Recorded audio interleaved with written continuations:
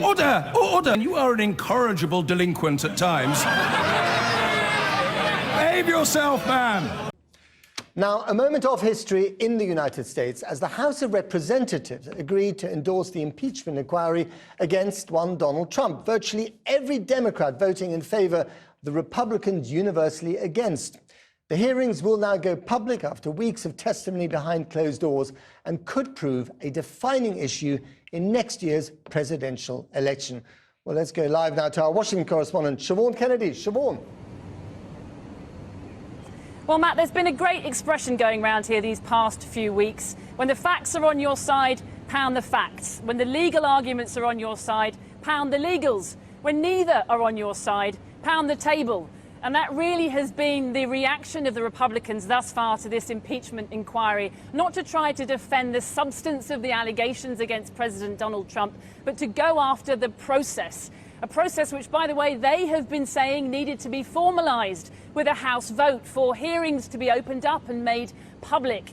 And that's really precisely what they got today. But guess what? They are continuing to say that this process is a sham. That was echoed earlier by the president himself on that phone-in with Nigel Farage and by the White House, which said earlier that the vote merely enshrined unacceptable violations of due process, they said, into House rules. Well, sometime very soon they are going to have to come up with some form of defence to these allegations against the president because they are serious, Matt, and they're not going away.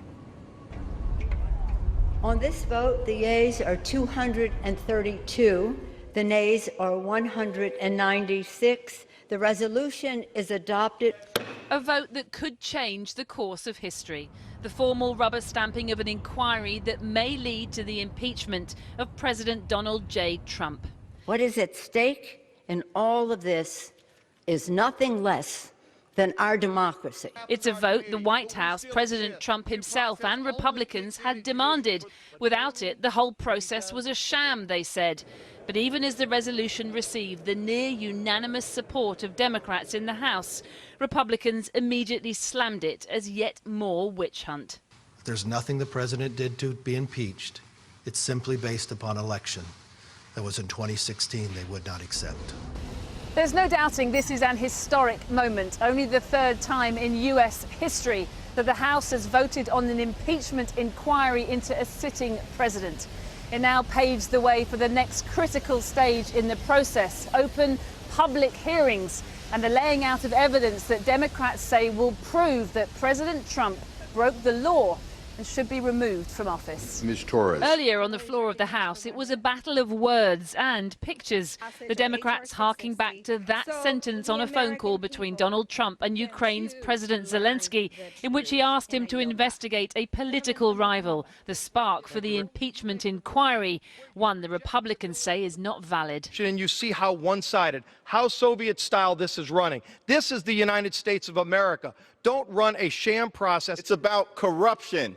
It's about national security. It's about the undermining of our elections. It's about defending our democracy for the people. This impeachment process is a total sham. Well, the significance of the vote today, is that a game changer? Oh, no, and it is not a fair process. I'm sorry, I have my Democratic colleague here who's going to disagree with me, but, you know, they call it an open and fair process. It is the opposite. The process is invalid. It's overly political. Haven't you been asking for it to be legitimised, affirmed and opened up? Yeah, but they're just trying to validate the stuff that they did that wasn't valid. So you continue to believe that the process is invalid? Yes, it is. The request then was for the hearings to be in public. Forget this closed-door charade, as they called it, this sham. Sure. Many people would say, well, that's what they're giving you today. Well, it's a little late. Like I said, that train's already down the track. You know, you can't unbake that cake. Meanwhile, in the same building, the impeachment inquiry was hearing evidence from this man, Tim Morrison, a White House advisor who allegedly claims that President Trump held back aid to Ukraine in exchange for political investigations, the quid pro quo. It's now likely that he and other officials, past and present, will be called to give evidence in public as the inquiry enters the next phase. This is a solemn day in the history of our country. when the president's misconduct has compelled us to continue to move forward with an impeachment inquiry. We take no joy in having to move down this road and proceed with the impeachment inquiry, but neither do we shrink from it. Democrats in Congress believe they have enough evidence to make the case for impeachment in public.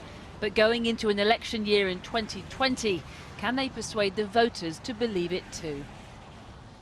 Siobhan Kennedy reporting from Washington, D.C. And President Trump's intervention into our politics came on what could be a decisive day in his political life. The path towards impeachment and inquiry into his behaviour reached a significant milestone. For the first time, and after bitter divisions in Congress, politicians have voted to press ahead with the process and all but guarantee that Mr. Trump will become the third president in history to be impeached. What you saw in the House was a very dark cloud falling upon this democracy. What is at stake is nothing less than our democracy. Both sides see impeachment in apocalyptic terms. Republicans claiming it's a coup. Democrats that Trump's behavior imperils the republic. The Speaker of the House, Nancy Pelosi, insists the task she faces is an historic and solemn obligation. This is a sad day. It's a sad day because nobody comes to Congress to impeach a president of the United States. No one. To impeach Donald John Trump, President of the United States of America. On the House floor, the vote followed party lines, with plenty of props on display. Our job is to ask difficult questions on behalf of the American people. All but 2 Democrats voted for the impeachment process to go forward. Every single Republican stayed loyal to President Trump, saying his critics would be judged harshly. They will be held accountable by history for what they are doing. And accusing Pelosi and her team of using the Kremlin's playbook of intimidation. This is Soviet-style rules. Maybe in the Soviet Union, you do things like this, where only you make the rules, where you reject the ability for the person you're accusing to even be in the room, to question what's going on. Despite that fierce Republican fight back, the Democrats won, of course, for they control this chamber. In the eyes of Democrats here in Congress, this vote fully legitimizes the impeachment investigation. But for Republicans, it is evidence of a partisan assault on the 2016 election result. At the other end of Pennsylvania Avenue, the president was calling this Halloween vote the greatest witch hunt in American history. Earlier this week, the president was handing out sweets to children who were trick-or-treating. Privately, he is furious at the near certainty of becoming only the third president to be impeached.